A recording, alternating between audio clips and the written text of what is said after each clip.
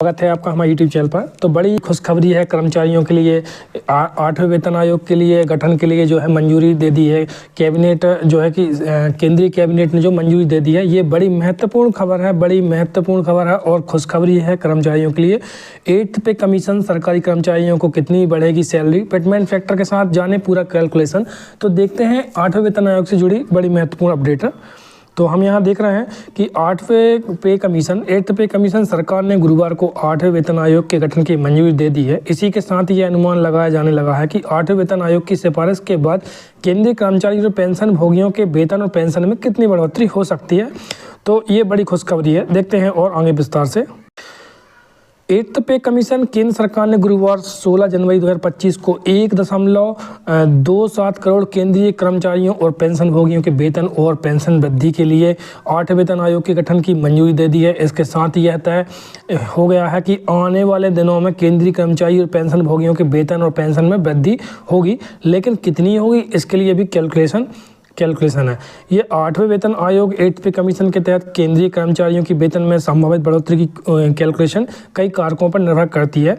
इनमें वेतन आयोग की सिफारिशें, महंगाई भत्ता, आर्थिक स्थिति, सरकार की ओर से निर्धारित न्यूनतम वेतनमान शामिल है। हालांकि सटीक बढ़ोतरी की गणना आयोग की सिफारिशों और लागू होने वाली नीतियों पर निर्भर करती है, लेकिन पिछले वेतन आयोगों के आधार पर एक अनुमान लगाया जा सकता है। आइए जानते हैं संभावित बढ़ोतरी की गणना। तो हम यहाँ देखते हैं कि 8वें वेतन आयोग के गठन के बाद केंद्रीय कर्मचारियों और पेंशन भोगियों के वेतन और पेंशन में बढ़ोतरी आयोग की सिफारिशें और कैलकुलेशन के आधार पर होगा, लेकिन फिलहाल पिछले वेतन आयोग की ओर से उठाए गए कदम के आधार पर कैलकुलेशन निकाला जा सकता है।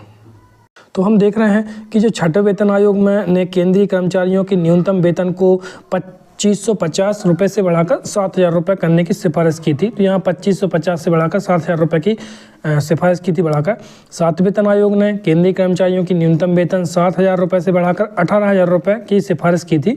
7वें वेतन आयोग ने केंद्रीय कर्मचारियों के वेतन में करीब 2.57 गुना की वृद्धि की थी। तो ये सबसे महत्वपूर्ण है कि 7वें वेतन आयोग में जब जो गठन हुआ था तो वहाँ पर जो 2.57 गुना वृद्धि की यहाँ पर बात की गई थी। और हम आगे देखते हैं कि 8वें वेतन आयोग के तहत जो संभावित वृद्धि है वो हम यहाँ आपको दिखाते हैं। अगर पिछले 2 आयोग की औसत वृद्धि 2.5 से 3 गुना को आधार माने तो केंद्रीय कर्मचारियों के न्यूनतम वेतन में 18,000 से 45,000 रुपये यानी 2.5 गुना तक वृद्धि हो सकती है। हम ये पिछले अनुमान के आधार पर आपको दिखा रहे हैं कि जो वृद्धि का अनुमान लगाया जा रहा है वो 18,000 से 45,000 रुपये यानी 2.5 गुना तक की वृद्धि हो सकती है।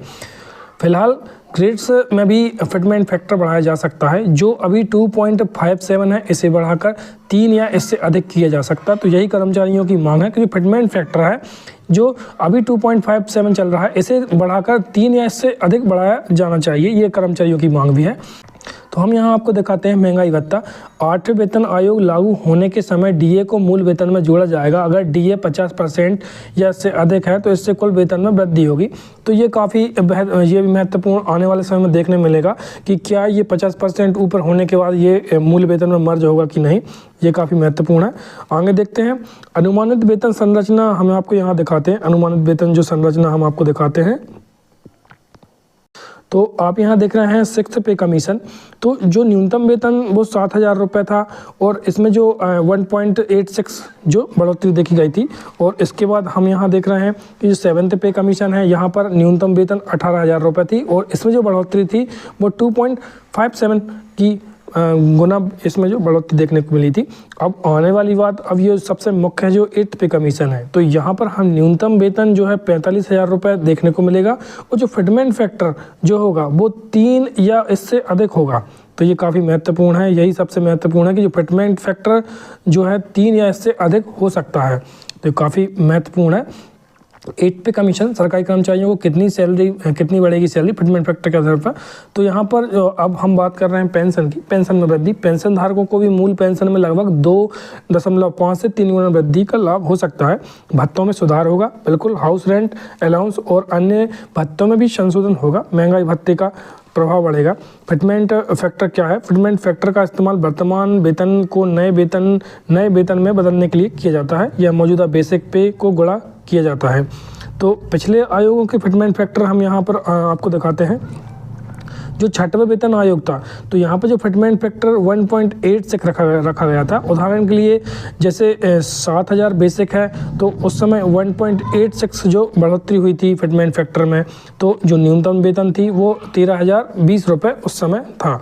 उसके बाद सातवां वेतन आयोग आया तो यहाँ पर फिटमेंट फैक्टर जो था 2.57 इसमें रखा गया, 2.57 रखा गया यहाँ पर। यदि किसी की जो मूल वेतन 7,000 था तो उसमें 2.57 का गुणा किया गया जो सातवें वेतन आयोग के अनुसार, तो यहाँ पर जो न्यूनतम पेमेंट जो निकल के आई वो 18,000 रुपये आई। तो यहाँ हम आपको दिखाते हैं वेतन आयोग में फिटमेंट फैक्टर का अनुमान। तो देखते हैं विशेषज्ञों के अनुसार 8वें वेतन आयोग में फिटमेंट फैक्टर 3 से 3.5 बढ़ सकता है। मतलब यदि इसे देखा जाए, यदि 3 पॉइंट रहता है तो न्यूनतम वेतन जो 18,000 रुपये से 54,000 रुपये हो जाएगी। ये काफ़ी बड़ी महत्वपूर्ण अपडेट है। कर्मचारियों की जो मांग है कि फिटमेंट फैक्टर को 3 या 3 से ऊपर रखा जाए, ये कर्मचारियों की मांग भी है। तो आने वाले समय में हमें ये देखने को मिलेगा, अगर इसे 3.5 किया जाए तो न्यूनतम वेतन 18,000 रुपये से 63,000 रुपये तक हो सकती है। तो ये काफ़ी महत्वपूर्ण है फिटमेंट फैक्टर।